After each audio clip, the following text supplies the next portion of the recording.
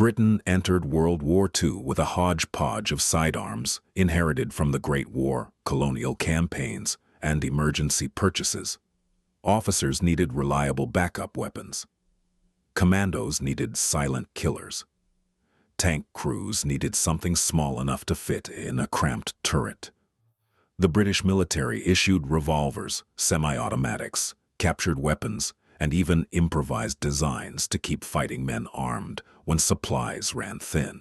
This is every British pistol used in World War II. Starting with standard service revolvers, Webley Mark VI.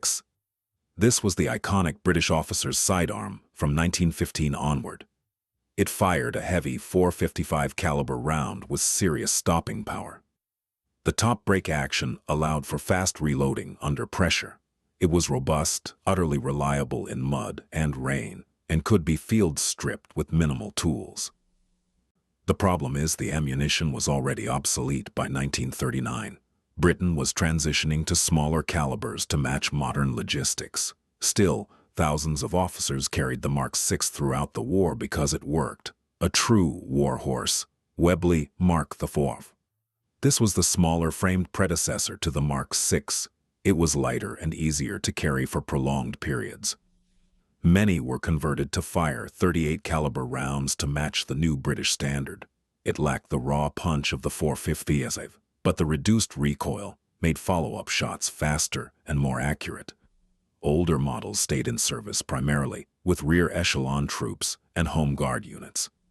It was reliable, but increasingly sidelined by newer designs. Enfield No. 2 Mark I, introduced in the 1930s, this was Britain's official replacement for the aging Webley revolvers. Bay music, it fired the new .38-200 cartridge, which was supposed to be more humane under international law. The double-action mechanism was smooth and easy to operate. However, field reports complained the round lacked the stopping power of the old .455. It did the job, but soldiers wished for something harder hitting when facing a charging enemy at close range.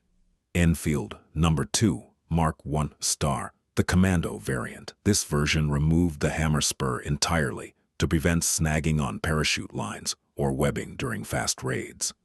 It was double action only, meaning you couldn't manually cock it for a lighter trigger pull. Paratroopers and special forces loved it because it was snag-free and simple. The trade-off was a heavier trigger that made precision's shooting harder. It was designed for speed, not accuracy. Dangerous in the hands of a trained commando. Moving on to semi-automatic pistols, Browning High Power. This Belgian masterpiece became one of Britain's most prized sidearms. It held 13 rounds in the magazine, more than double the capacity of any revolver. The 9mm Parabellum round was powerful and widely available. British commandos, paratroopers, and special operations units carried it religiously. The problem is production was limited. After Belgium fell to the Germans in 1940, Britain had to rely on Canadian-made versions. Still, it was arguably the best combat pistol of the war. Fast, reliable, and deadly. Colt M1911A1. Thousands of these American semi-automatics were supplied to Britain under Lend-Lease. It fired the heavy .45 ACP cartridge with brutal stopping power. British tank crews appreciated its compact size and hard-hitting performance in close quarters. The downside was the recoil. Smaller-framed soldiers found it difficult to control during rapid fire. It was effective, but never as beloved by the British as it was by the Americans. A solid backup when supplies allowed. Webley self-loading pistol Mark Themis. Britain's attempt at a homegrown semi-automatic. It fired the .455 Webley auto cartridge, keeping compatibility with older ammunition stocks. The design was solid, but overly complex for wartime production. Only small numbers were ever issued, primarily to the Royal Navy and Royal Flying Corps. It worked but was quickly overshadowed by simpler and more reliable foreign designs, a promising idea that never reached its full potential. Continuing with specialized and suppressed weapons.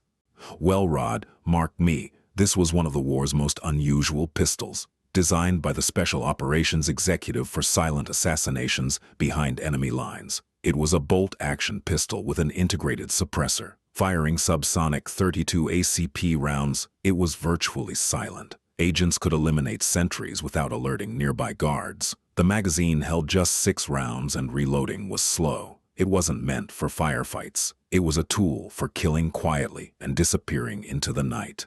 Lethal in the right hands. Well-Rod marked the scent.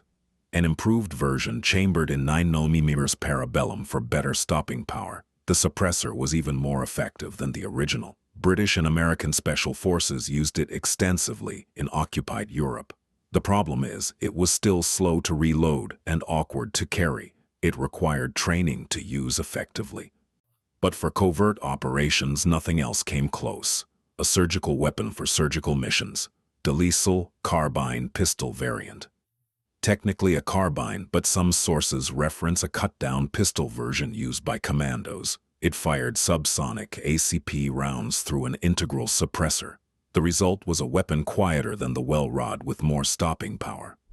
Production numbers were tiny, making it one of the rarest British firearms of the war, for deadly, silent, and almost impossible to find today. A ghost weapon for ghost soldiers, now emergency and substitute weapons, Smith & Wesson Victory model. Massive numbers of these American revolvers were purchased to supplement British stocks. They were chambered in .38 Special, close enough to the British .38-200 to work in a pinch. They were rugged, reliable, and easier to produce than the Enfield No. 2.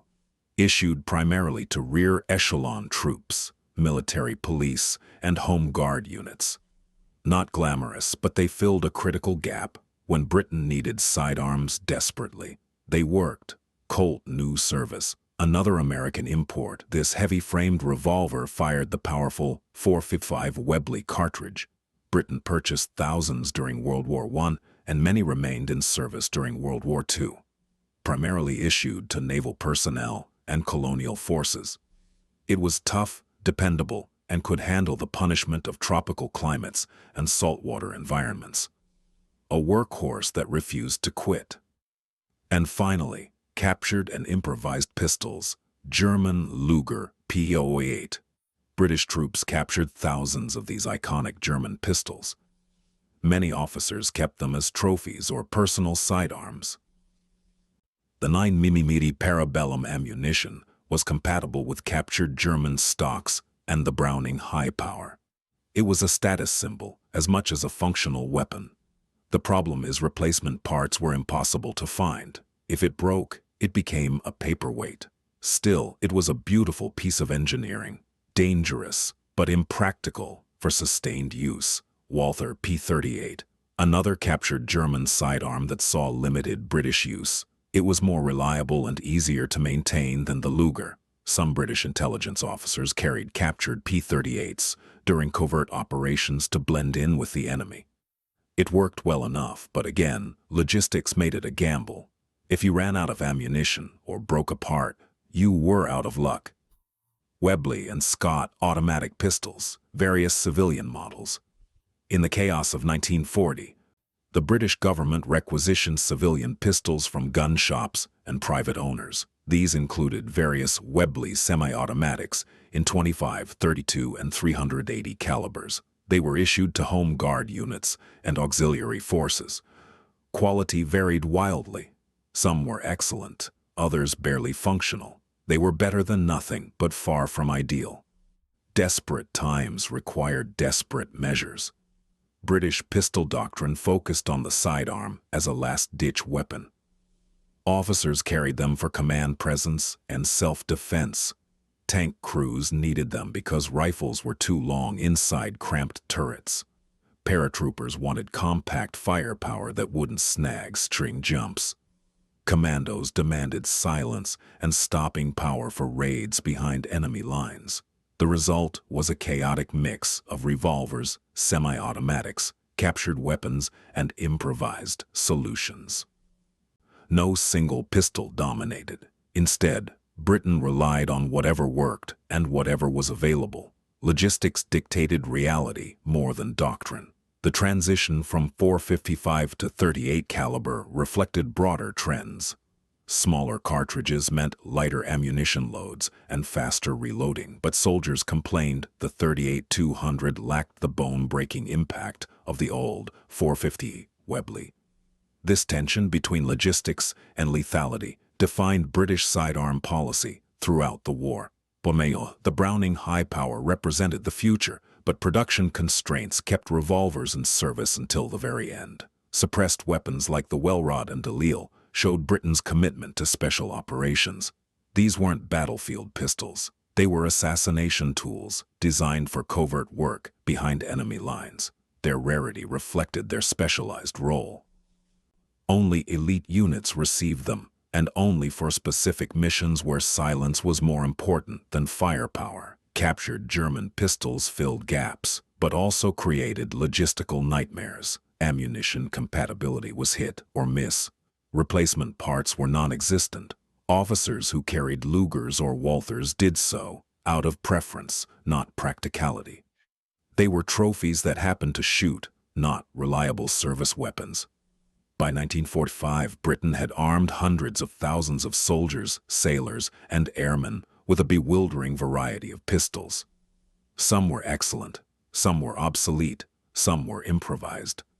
All of them kept fighting men armed when the alternative was nothing. The Webley revolvers proved their worth through sheer reliability. The Browning high power proved that capacity and firepower mattered more than tradition. The Enfield No. 2 tried to modernize but never fully satisfied the troops who carried it. And the Welrod proved that sometimes the quietest weapon is the deadliest. Which one is your favorite? Let me know in the comments. Subscribe for the next video.